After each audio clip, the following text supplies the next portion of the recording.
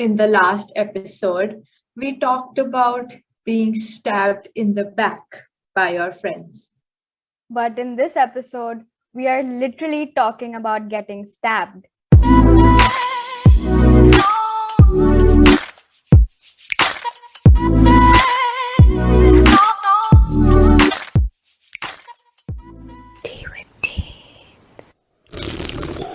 So, a few days ago, we put up a poll on our Instagram page, which is t.with.teens.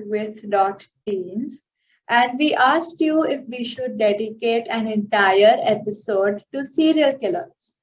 And 100% of you said yes. So, here we are. So, first of all, if someone were to ask me, like, what comes into your head when you think of serial killer? For me, I envision this figure all clad in black clothing and, wearing a hoodie with a mask and carrying a body on his shoulder. That's a typical image that I get. But Somebody's been watching a lot of TV. I actually have been for my psychology project. So, Excuses. oh my God. People are going to think I'm obsessed with serial killers in a bad way.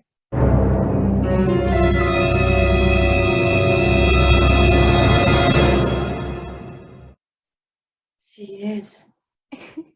So, since my definition of a serial killer is not so universal, I'm going to give you a proper definition, which is a person who commits a series of murders, often with no apparent motive, and typically following a characteristic, predictable behavior pattern, is a serial killer.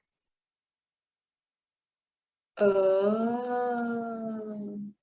Okay, yeah. So, whenever we talk about serial killers, there are some myths or some beliefs being generated in our mind.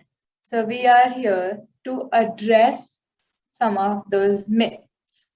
Like the first one is that serial killers are dysfunctional loners.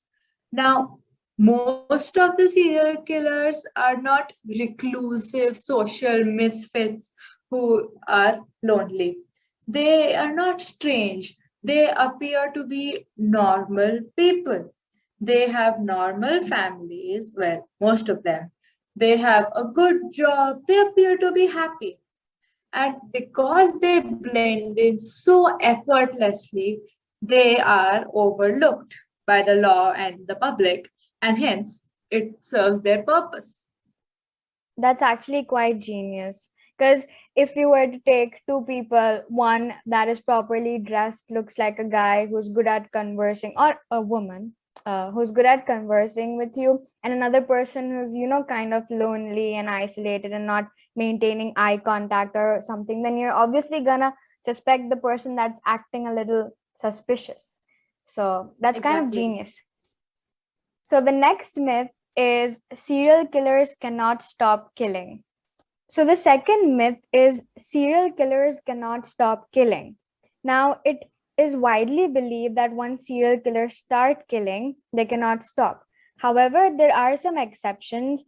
Like serial killers stop murdering sometimes before they actually get caught. This happens because they might find different, like they might get involved in different family activities or find sexual substitution and other diversions. So it's actually normal for a serial killer to stop committing crimes before they're actually caught. Also known as Hriday Parivartan. What up, class 9 G1 reference? Oh my God. Most people won't understand what I'm referring to. Yeah, But 'cause all you're the dumb people and who weird. go to the same school as us should know this, because if not, you guys should pay attention in Hindi. You're a disgrace The third, to us. exactly. Now, the third myth is that serial killers are insane or are evil geniuses. Now, online platforms like Netflix have created this illusion that usually a serial killer has a traumatic past, or something other person is mentally ill. Now, as a group, serial killers suffer from a variety of personality disorders. These may include psychopathy, antisocial personality, and most of them. No, not most of them, and others. Now, most of the serial killers are not, mentally unstable under the law. Okay, now the media has created so many fictional serial killer geniuses who outsmart law every time. Now, serial killers, they obviously range in intelligence. Not all serial killers are smart. Not all serial killers are as smart as, the ones you see on Netflix.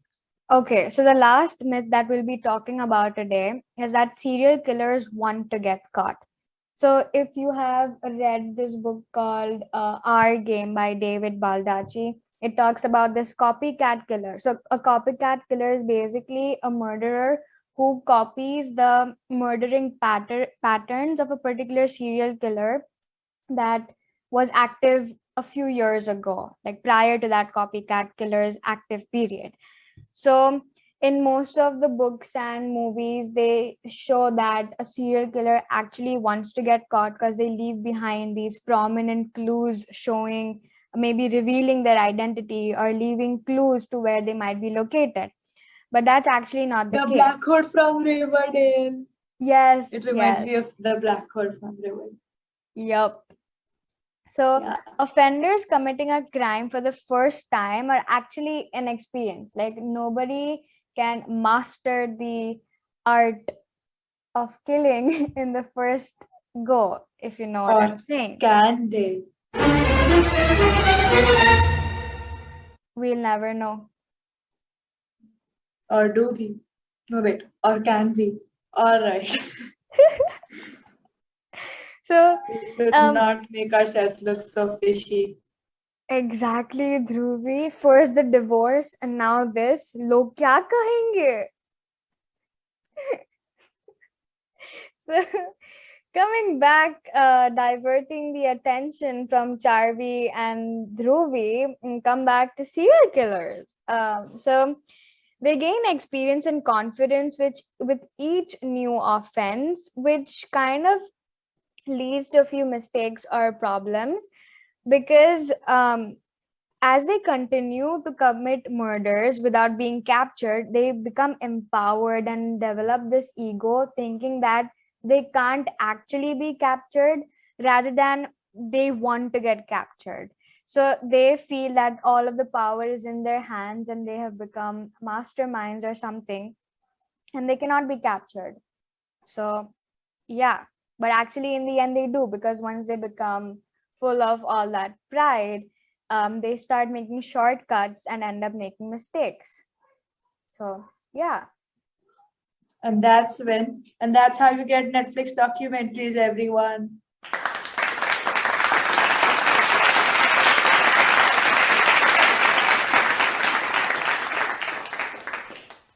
Oof.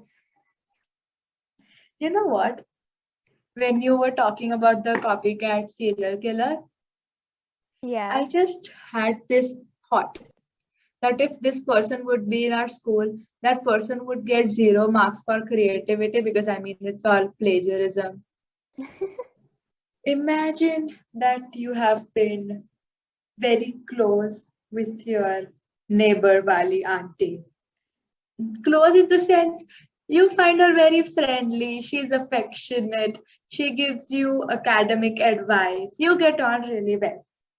And then after a decade, you find out that she is a serial killer responsible for the murder of 6 people of her own family. Oh my In God. case you do not know who I'm talking about, I'm talking about Jolly Joseph. I thought you were talking about every neighbor Wali auntie to ever exist, and I'm going to be so paranoid next time I talk to my neighbor. Oops. Now, Jolly was a person who never seemed to be very, serial killer-ish. When I'll do tell they you why ever she seem murdered. serial killer-ish? Yeah, but like that black hoodie vibe and all. Yeah. I'll just tell you in brief about what was her motive and why did she kill 6 of her own family members, including an infant. Yes, Oh my including an God. infant. I Who, don't by the way? understand how people kill children. Like, people say Too that young to children live. are the children are the embodiment of God, and they're so pure and holy, and then you just go and slaughter them like they're She just must be an atheist. oof. I mean, we're not propagating that atheists become serial killers. So don't get us wrong. Don't come for us. Yeah. Sorry, I was just yawning in the middle of a serial killer episode. What is wrong with me? Jolly is offended right now. Can you find her boring? Oops. Alright, so I'll continue. All of this happened, all of this started at a wedding. Okay, now Oh my god. Jolly, exactly. Like at a wedding, I mean, I do know that people's dreams get killed, crushed, murdered, whatever at weddings, but I didn't know that actual people were gonna get murdered. This is just adding No, more no, reasons no to my one list. got murdered at a wedding. No one got murdered at a wedding. It started at a wedding. I'll tell you what I mean by it started at a wedding. Now, what happened was that Jolly was invited to a wedding, and she was not a serial killer back then. She didn't even think that she would become a serial killer. And she met her future husband, Roy Joseph. Huh? Fun. Yeah, fun. So she met her husband, like her future husband, Roy Joseph, over there. Now, Roy's family valued education a lot, and this happened in Kerala. Okay, so what happened was that Roy's family was very well renowned for education. Like all of them had like those fancy degrees, and everyone would come to that family for academic advice. So now Jolly and Roy, they meet at the wedding, they fall in love and everything. And so obviously Cliche. Roy's mom, like their parents, would ask Jolly how much she has studied because duh.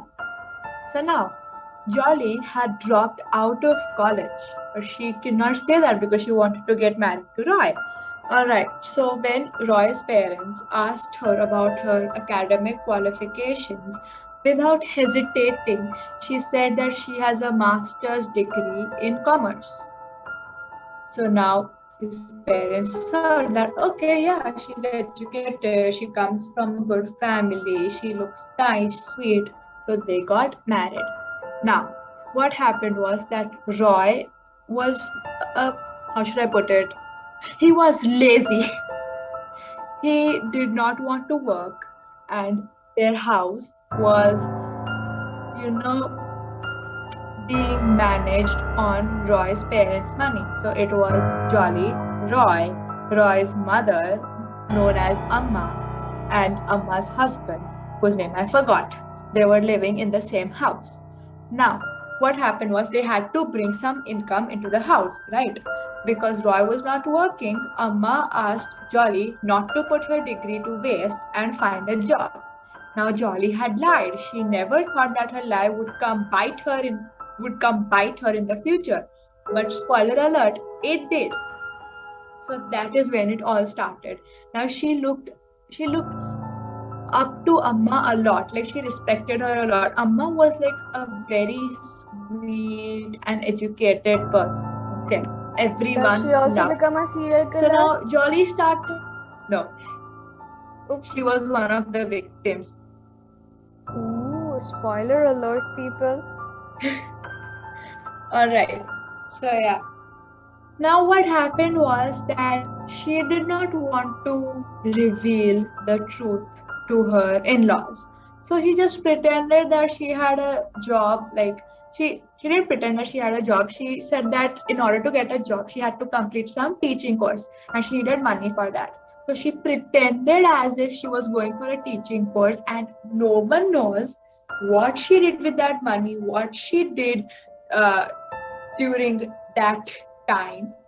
She just pretended as if she was going to learn something at How do a you college. do that? Like, But I don't I have understand. no Were you idea. so pressurized by the idea that you have to be educated to marry this guy that you were willing to lie and then because of that lie commit murder? Like, that's just messed up. Exactly. So then what happens is that she pretends to be a professor at NIT.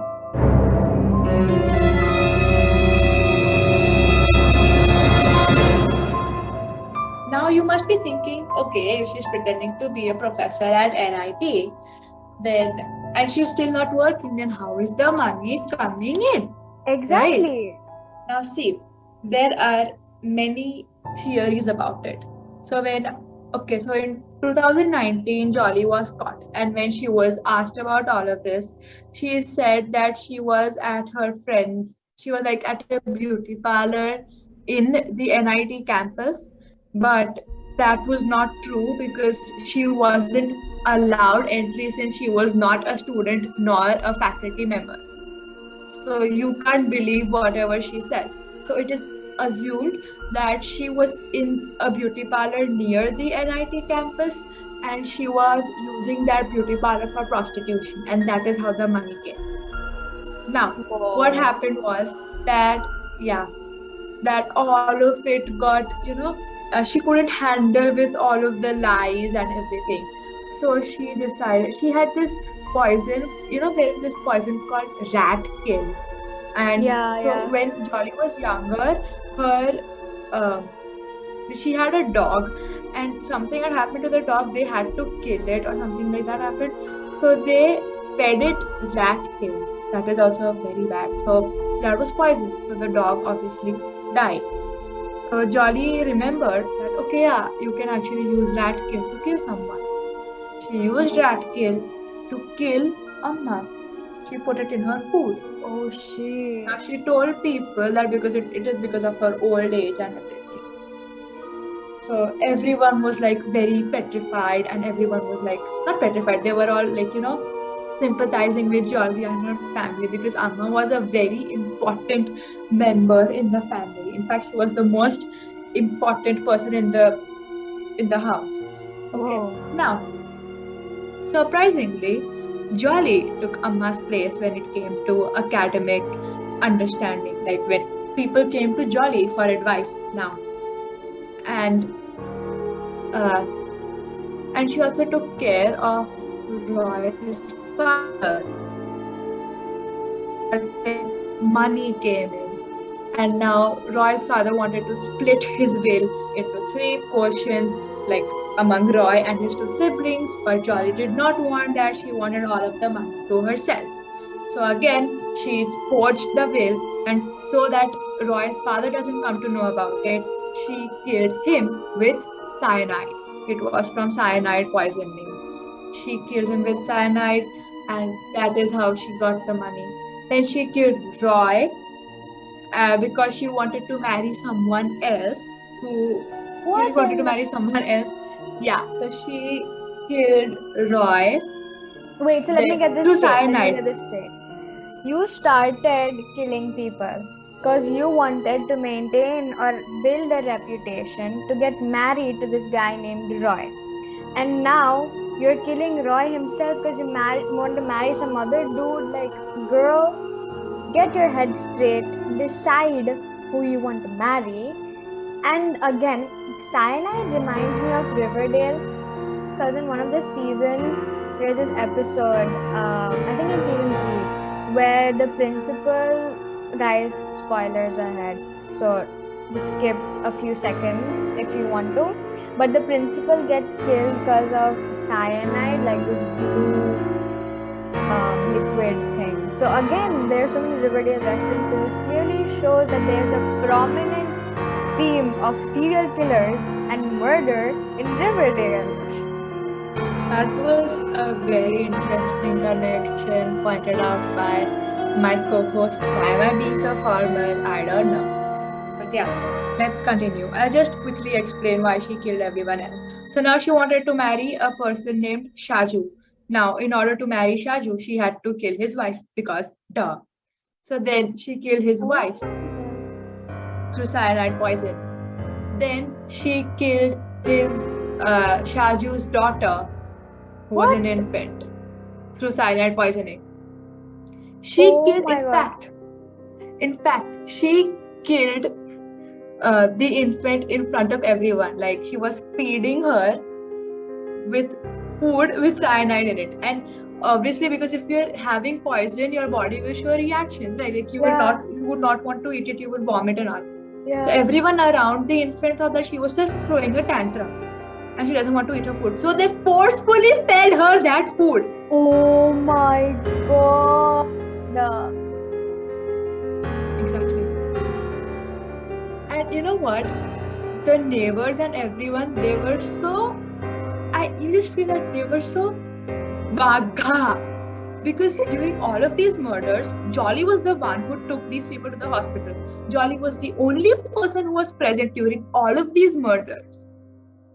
That's really suspicious. And Jolly was not the only person who was involved in this. There was someone named Matthew, then there was who was related to Jolly and Roy, both of them like in different ways. Yeah. And there was also some local politician involved in this. There was a jeweler, I assume, who might have supplied her with cyanide. Oh my god. And so all of this started in 2002. She got caught in 2019. In fact, there were so many. So after there were so many deaths, like one by one, everyone was just dying. So people suggested autopsy, and the people who did, they went.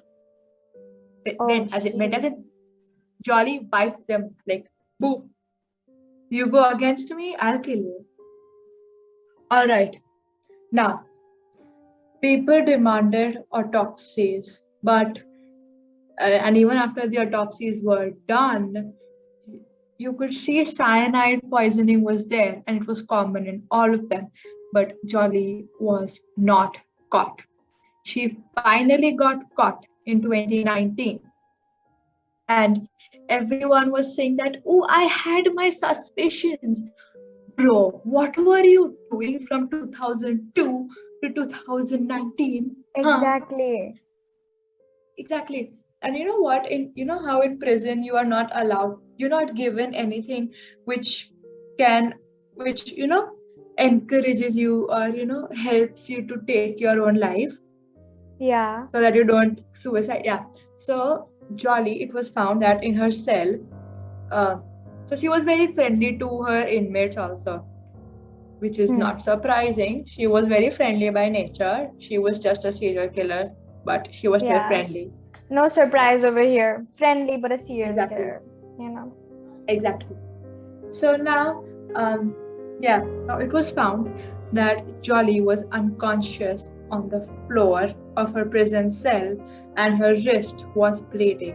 She tried to bite her way to death. She bit her wrist so much, started bleeding. Oh my God. Was immediately taken to the hospital and Did she did she die or something? No, she's alive. She's alive? That concerns me. Guys, for further information, check out Spotify original podcast. It's called Death, Lies, and Cyanide. And I'm in love with the intro of that podcast. It's amazing. Not me. Thank you. Thank you, Death, Lies, and Cyanide, for sponsoring this episode.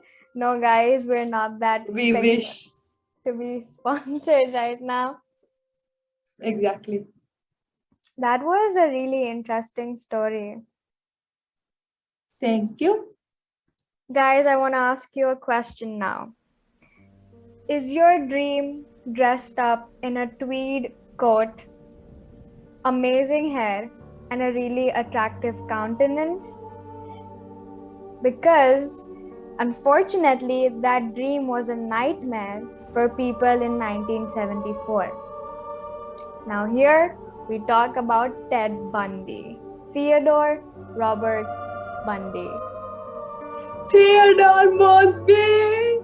No, we do not want to relate Ted to this Ted. That Himyam Theodore Ted, Bundy. How I Met Your Mother Ted, is way nicer and way different than the serial killer Ted. Hey. So Ted was a serial lover, but Ted was a serial killer. Oh, yes. You know, Bundy reminds me of Barney. How? Bundy. Starts with B, ends with knee.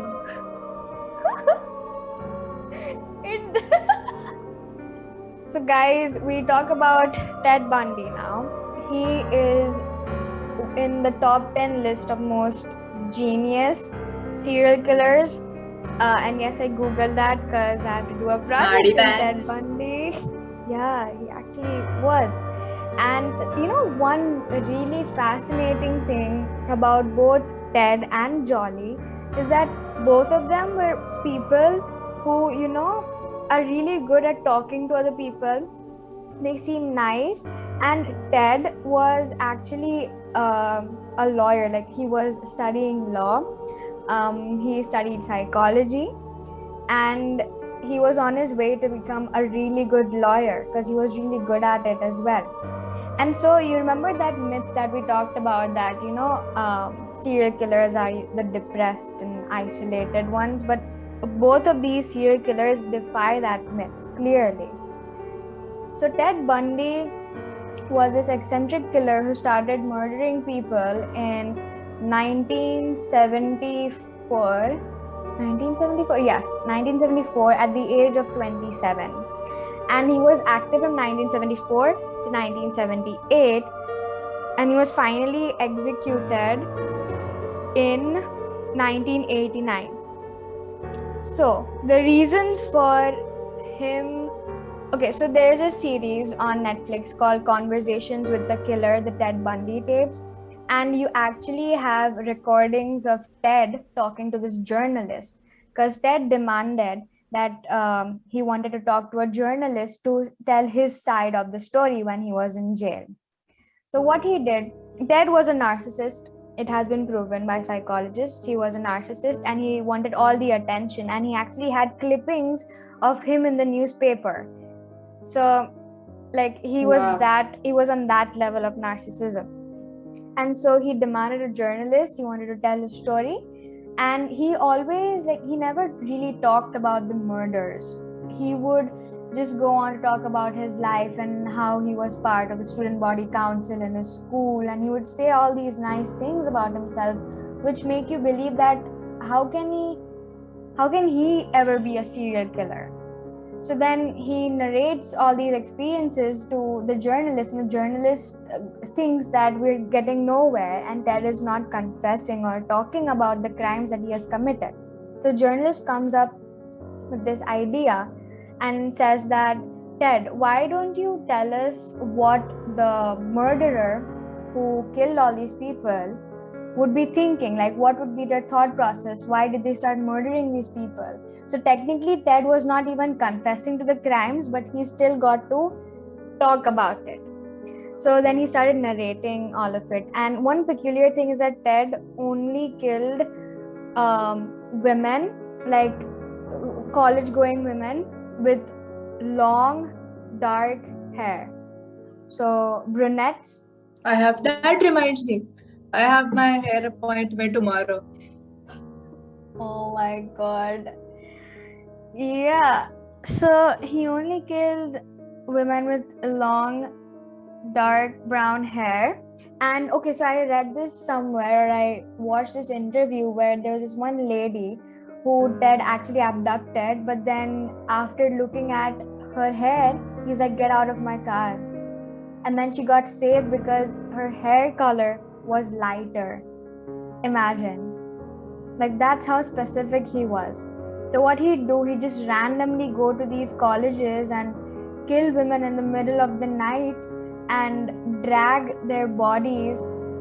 And he was a necrophiliac. So what's a necrophiliac? It's a person who has sex with the bodies after murdering them.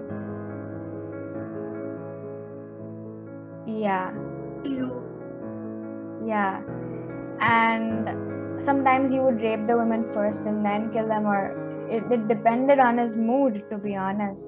And I've read somewhere that he had a collection of the skeletons of some of the women in his basement. Oh my God. He was a messed up dude. But like, he had a girlfriend at the time, and she said that he didn't seem like the guy who would, commit any crimes. Is really nice. He would do all of these nice things for her. But then one time she started suspecting him because he found a bag full of female underwear in in his room, and then she also found suspicious weapons in his car. So she reported it. And then so it was like he had these two different personalities, and he said that there was this force that took over him whenever he started killing people, and he just couldn't stop. Like, he felt good about himself while killing these innocent women. And in those days, the facilities or the machines and everything that are used nowadays to catch such serial killers were not prominent. Like, we're not even there for them to use to find Ted quickly. So many innocent women got murdered because of the inefficiency of the crime system. And Ted finally got caught, and this whole interview thing happened. And one of the times, like, he completely denied, and he used to smile while reporters were interviewing him. And when he was on the news, he would smile and he's like, I've got nothing to worry about. And he would crack jokes and make the reporters laugh. Like, that's insane. And then one time he was caught and he was going to go on trial. So in his cell, what he would do every day is that he would jump from his bunk bed. He had a bunk bed in his cell. So he would jump from the top of it to the bottom, and he would practice every day and make his legs stronger. Why? Because during his trial, when he was at the court, he asked the judge if he could go to the library for a while, and he went to the library and he jumped from the building. He had been practicing for that. He had kept the measurements in mind, and he was practicing for that day, and then he escaped for like a month or so. You know what? What? So I was thinking that a serial killer has a bunk bed, but 5-year-old Dhruvi couldn't. I'm done. I'm done. I can't believe this. That's what you're Mom, if you are about? listening to this, I mean, priorities. Oh my God. So yeah, that's how Ted Bundy was. There were a lot of signs of trauma though during his childhood, and he has been diagnosed with so many psychological disorders like bipolar personality disorder, antisocial personality disorder, narcissism, a lot of things, schizophrenia also to some extent.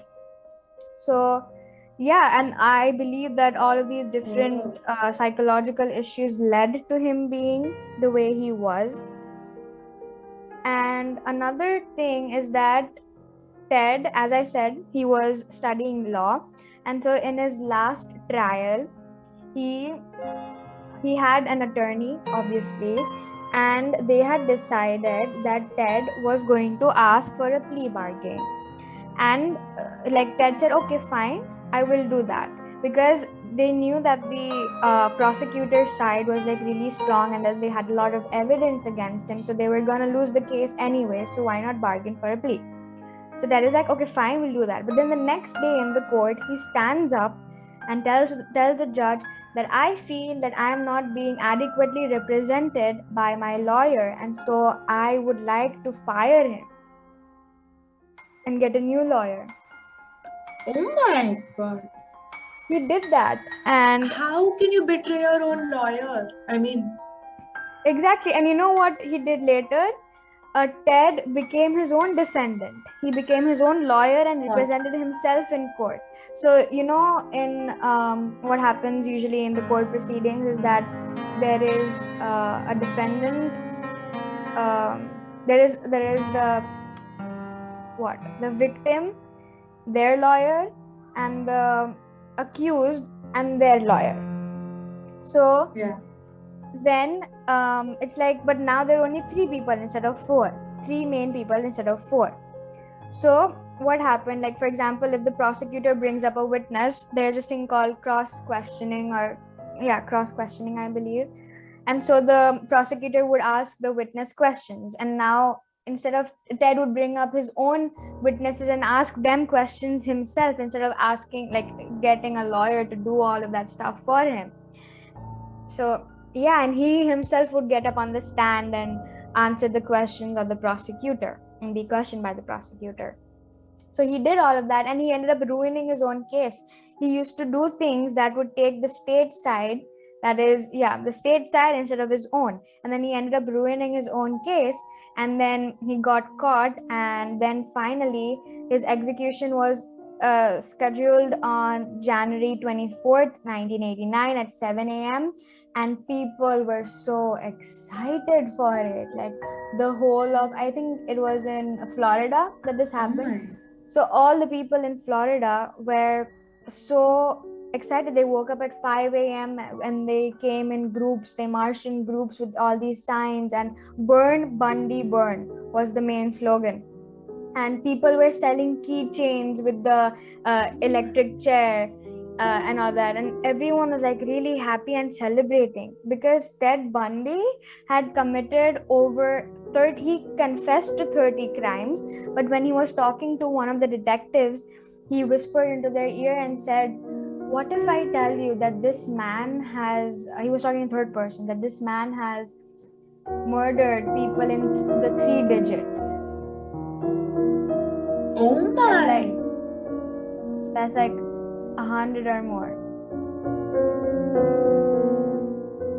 Or what if he was just messing with them? It could because be, I mean, if he's going down, why not just make it more interesting?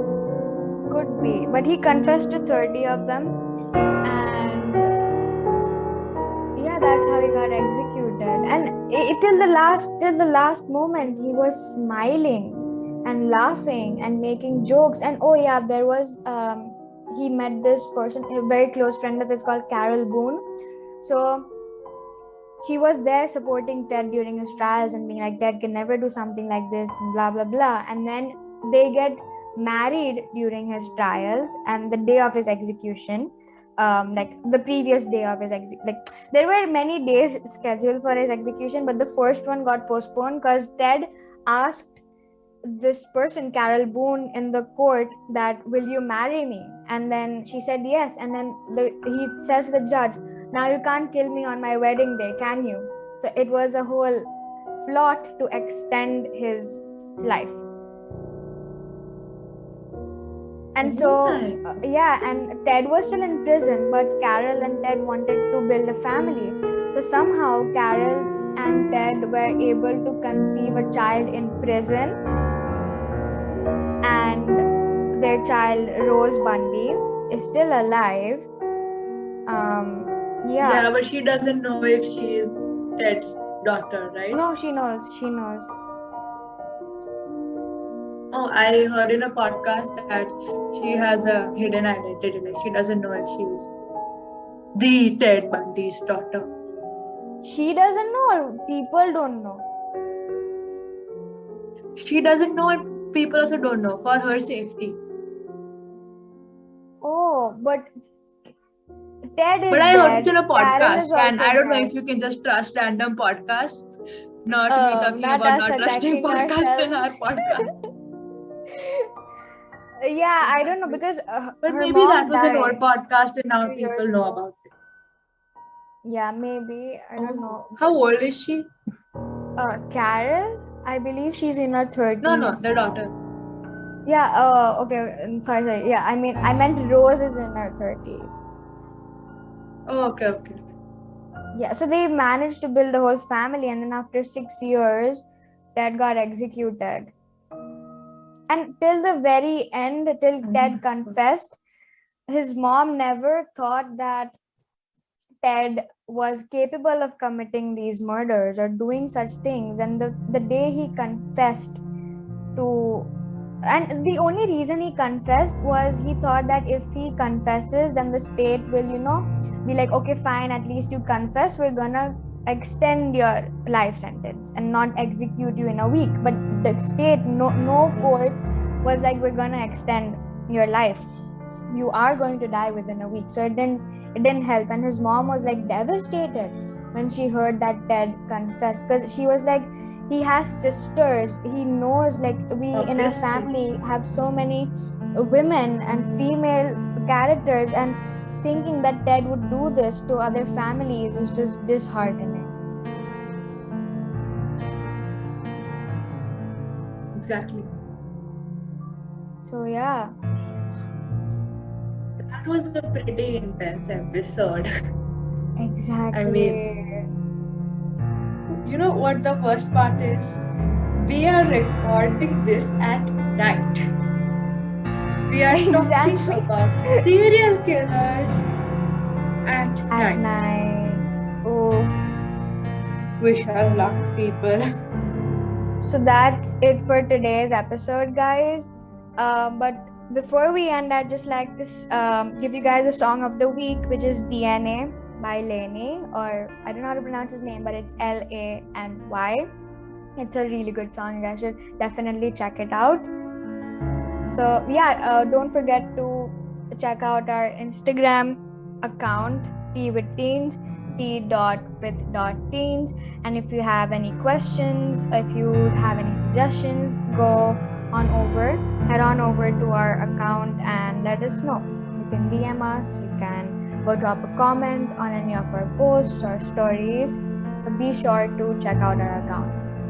So guys, the takeaway from this episode was that stabbing your friends in the back is more acceptable than stabbing people literally in the back.